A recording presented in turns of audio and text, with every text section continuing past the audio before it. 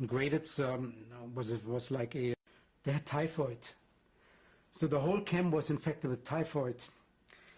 And the German guards disappeared and they went outside because they were afraid they were going to be infected.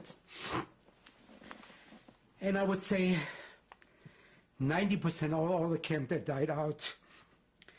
And I was very strong-willed. I had a lot of willpower because in my background I was a Zionist. And I had said to myself, I got to survive, I got to live, I got to live.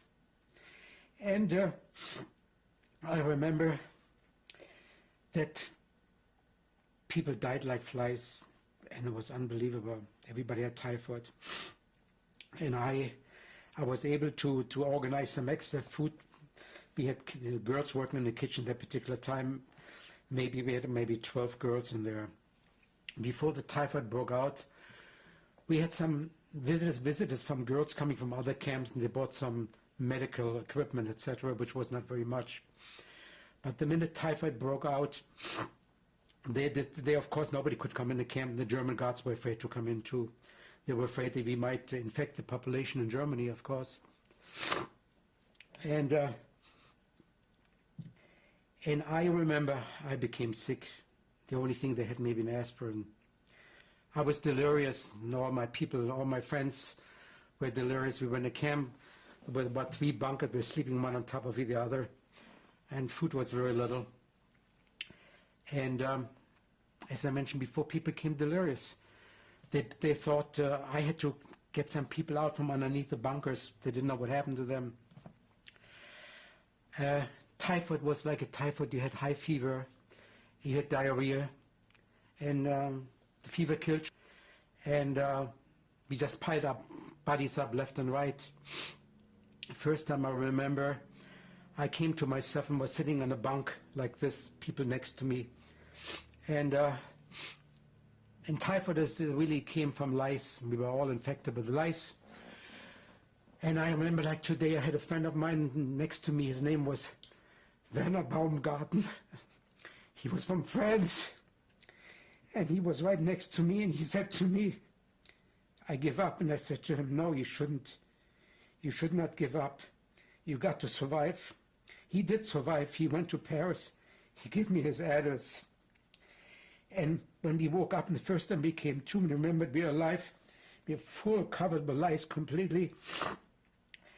And then after that, all of a sudden, the lice disappeared, and we had fleas. We couldn't sleep in the bed. We couldn't sleep in the bunkers. And there was a table. Then I slept that night on a table. And when I got up, I went like this, and all the fleas came down.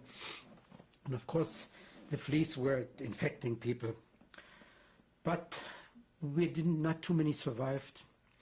First thing I remembered, and I was sleeping, the first time I remembered I was alive after I went over the crisis, when the fever breaks, and then you realize, and then you're doing all right. I looked behind me, and I remember there was a window broken, and the snow came flying through there. And this Werner Baumgarten went next to me, and I said, you got to survive, you got to, don't give up. And then somehow we got up, and after 2 weeks, they start calling people down for appel to select people to go to different camps. And I said to myself, no way I'm going to go down, I'm too weak. And I was so weak, and they called us down to be shipped to different concentration camps. And I said to myself, there's no way I'm going to go down. I figured like this, they didn't know how many people are living. They were afraid to come in because they didn't want to be infected. So I said, I'm not going out, I'm going to stay until I'm going to be better. And until almost the camp was liquidated, I went down. I felt a little bit better, and we had some food. And some girls in the kitchen, there were still some girls that survived.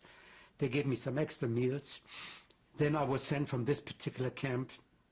I picked out. They came from the SS came and picked you out to all different camps. And I went from there to another